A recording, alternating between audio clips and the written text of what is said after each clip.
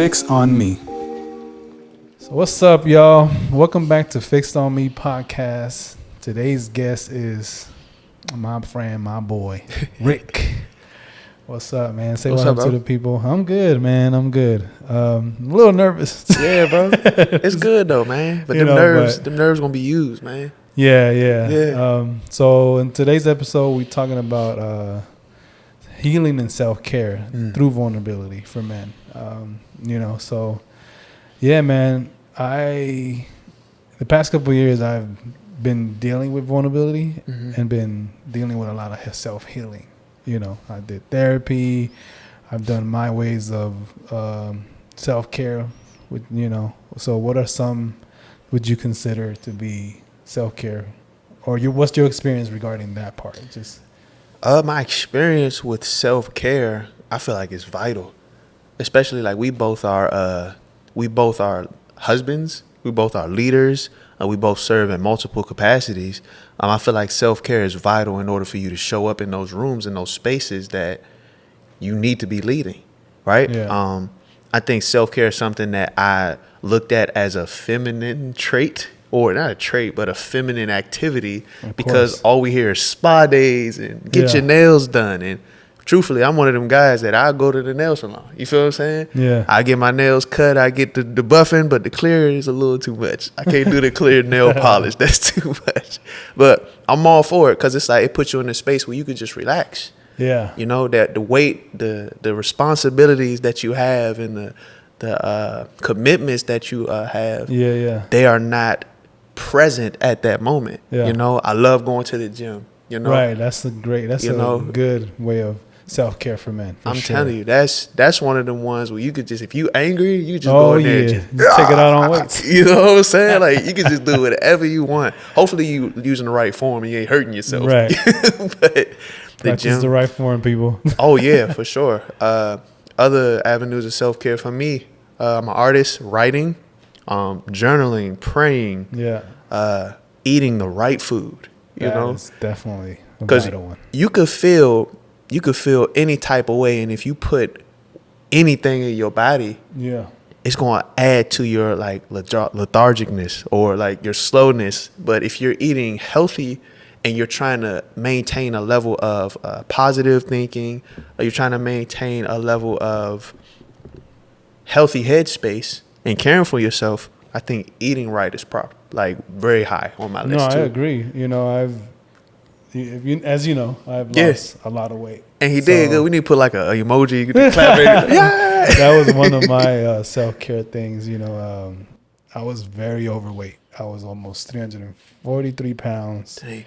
To this day, I've lost, I think about, the last time I checked, almost 80. Come on. 5 pounds? Let's maybe go. Close to 90.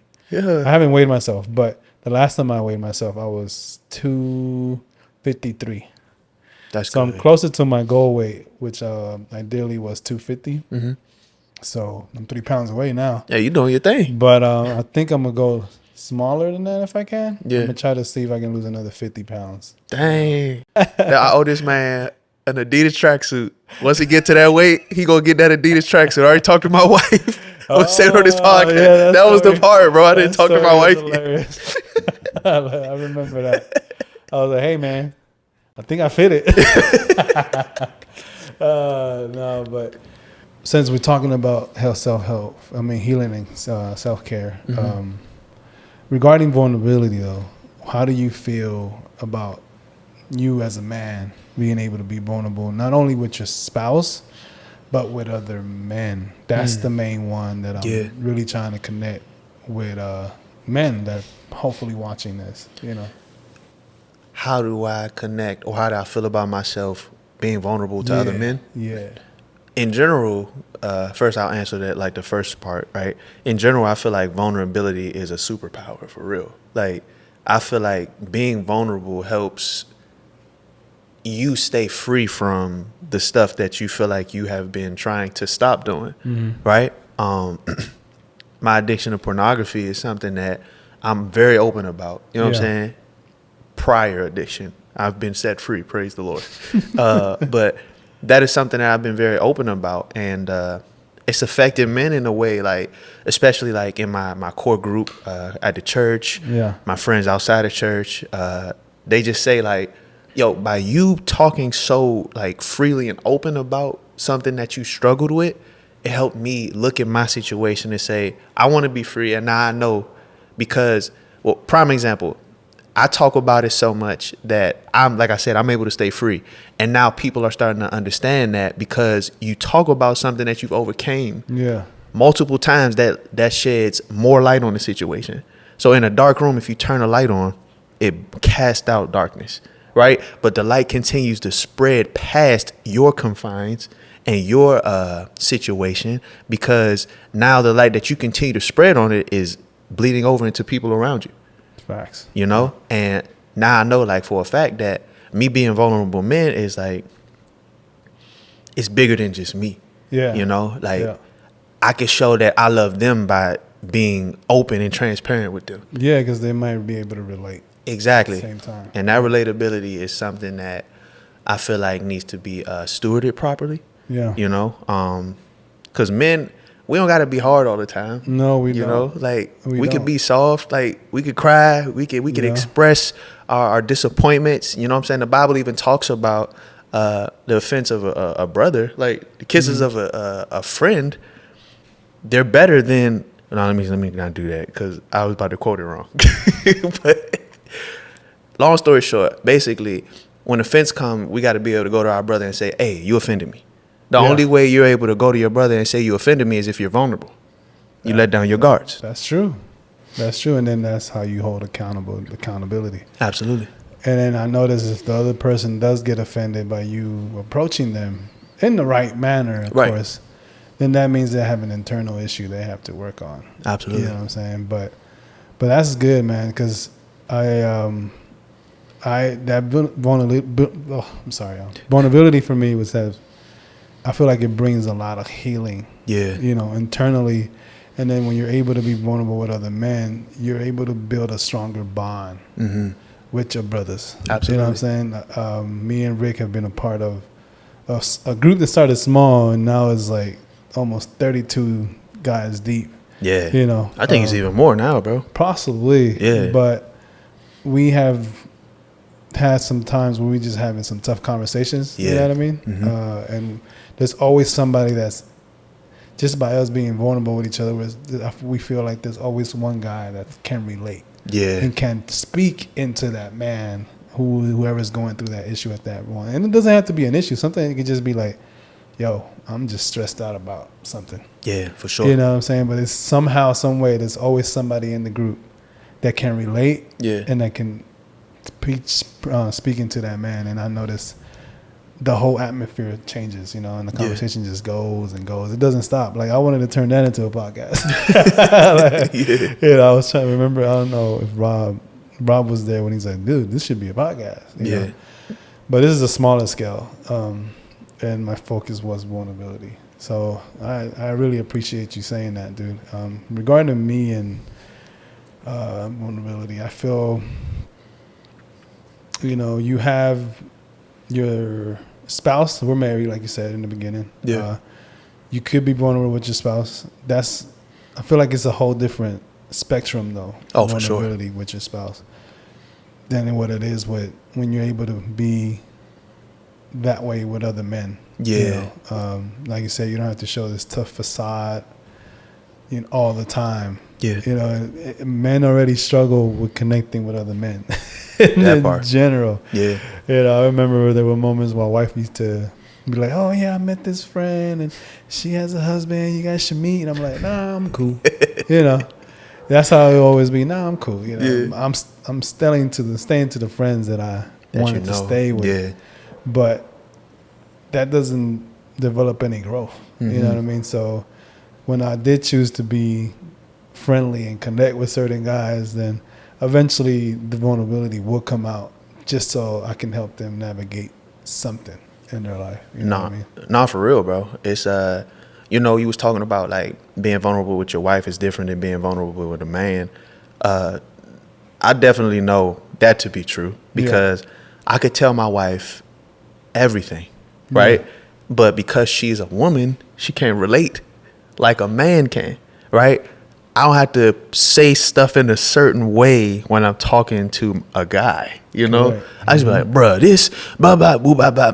And they'll be like, I know. exactly. But if I go to my wife and say, blah, blah, boo, blah, blah, she'd be like, could you elaborate? Yeah. Like, Can you know, slow down a bit. it's What do because you it's a mean? language. Yeah. It's a language that men have with each other and like minds, Yeah. right? Like minds and iron sharpening iron. Like Yeah. my wife is iron to me and we sharpen each other, right? Yeah, yeah. But it's a difference in being a difference. sharpened by another man that understands the grinds of this iron Yes. sharpening, That's right? just being a man. Exactly. Just embracing manhood is different. Yeah. You know, I don't mean to go into it, but I feel like being a man is becoming tougher in this society. Yeah. I don't know if I'm just bugging out, but No, you're not. I don't think you are, bro. I feel like it's just difficult.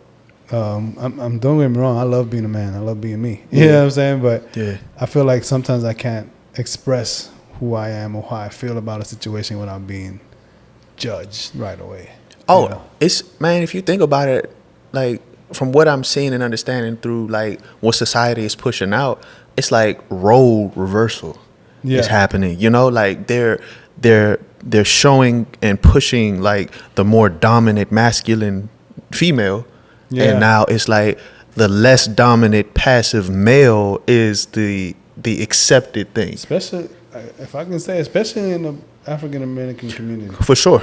For sure. know. Yeah. Especially, but this is not what this podcast is about. Like, we get into Digressing. a whole nother conversation, but yeah, that's hilarious. This is true. Hey, we there, bro. We in the water. We in the water now, but yeah, man, that's another topic that we might have to come back into another time. For sure. Because it's me and my wife be having crazy conversations about that. Yeah. But back to self-care. Yeah. I don't think I got to share what I like to do. Yeah. For self-care, you know, I'm a gamer.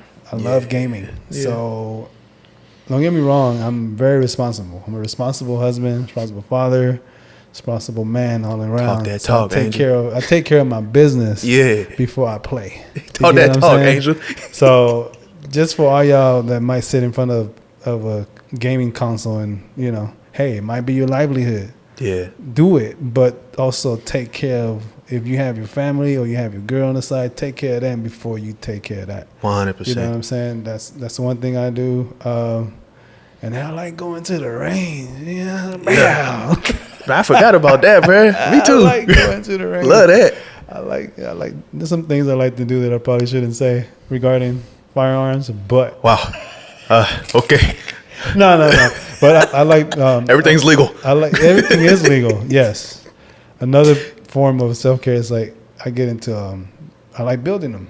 Yeah. I like building rifles and stuff like that. So it like calms me down, you know what I'm saying? Just the science behind it and the technique behind it. Yeah. I get zoned in and I just go. I wish even learning a new thing is like self-care for me. Yeah. Like, this whole podcast is being shot. If I can share it in this episode, it's digital. It's green screen. You know what I'm saying? It's not really here. I know my wife probably gonna be like, "Why are you telling people?" But it's hey, it was a form of self-care. I did it for a couple months though, learning a new technique, and then when I mastered it, you know, it became something else. Yeah. I'm sorry, my mother. Oops. She's gonna have to wait. Love you, Mom. Love you, Mama. But yeah, you know, that's another form. And then I like to just take downtime. Yeah. I like to go take a drive somewhere or just go, like I live in this building that has a huge rooftop. So I'll just go up on the roof and just hang out, just walk around, go to the pool. Yeah. You know, but yeah, man, that's self-care is important. Absolutely. For men. And it can look, you can do some stuff with your girl if you want, but it's okay if it looks different. Yeah. It's okay if it looks manly. For sure. You know what I'm saying? Yeah. We went paintballing for his. I still got the scars. Well, I can show you. No, I'm just kidding. But that man Angel was out here going crazy. I was trying to, but I was a big target. As soon as the whistle go off, Angel. And then I would just get hit right away. That song was fun though. It was really fun. Yeah, man. So I also like I haven't done it in a while, and it's because it's expensive. But Yeah, it is. I It like is. one of the other things I like doing is mixed martial arts. You know, like Krav Maga, Brazilian Jiu Jitsu. I did Taekwondo for a long time growing up, and it's Yeah. like that really like honing in on something that like creates a balance in your soul, your mental, your mind, body, and soul. Like when I was doing Krav Maga, it's an Israeli defense system, and it basically was teaching you that your response is your defense. You know what I'm saying? And it's not an offensive fighting style, right? So you basically you take the punches, the blows, whatever they throwing at you, and you counter them. You let the Oh, person get wow. tired, and then Yeah. you go at them and you attack after Yeah. that.